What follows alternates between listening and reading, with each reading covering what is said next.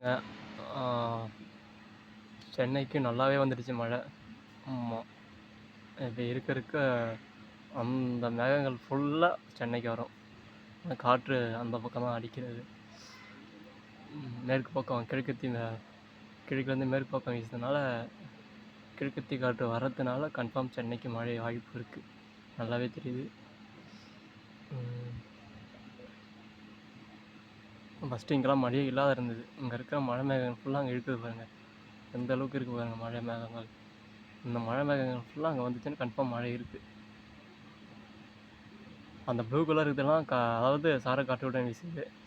இந்த yellow, red colour, திக் blue அந்த இடம்லாம் கொஞ்சம் ஹெவி மழை. இங்கே பாருங்கள் 6 mm பெய்யுது. அதாவது 7 mm பொன்னூர் சைடெலாம் சரி மழை.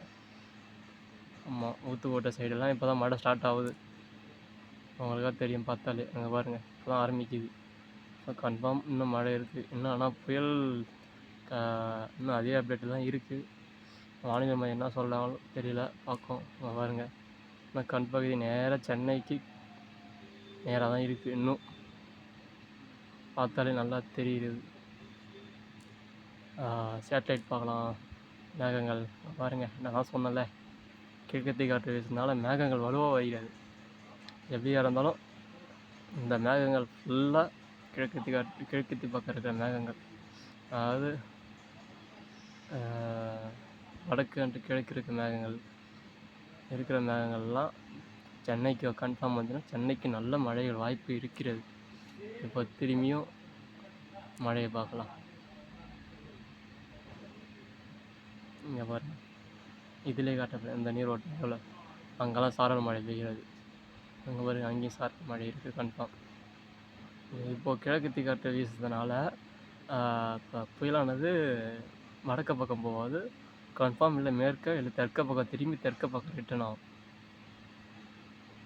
ஆனால் அந்த புயல் எங்கே தான் முடியுன்ட்டு தெரியல, பார்க்கும் எங்கே முடியுதுன்ட்டு. இப்போ பார்த்தா தெரியும் கண் பகுதி. இந்த கண் பகுதி கரை ஓரமாக போகிறதுனால கடலோர மாவட்டங்களால் எல்லாருக்கும் மழை இருக்குது. சரிங்களா, பார்த்தாலே அது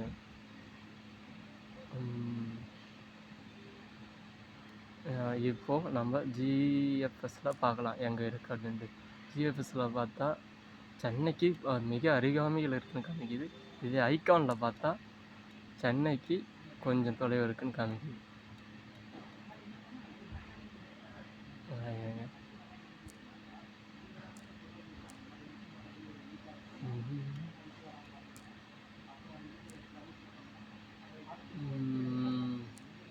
இப்போ இதில் போய்ட்டு டெம்பரேச்சர் எவ்வளோ இருக்குது?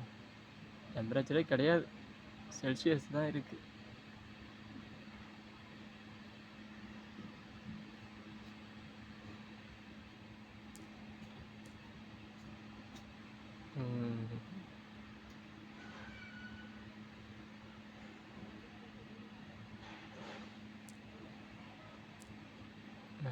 நல்ல மழை கன்ஃபார்ம் இருக்குது.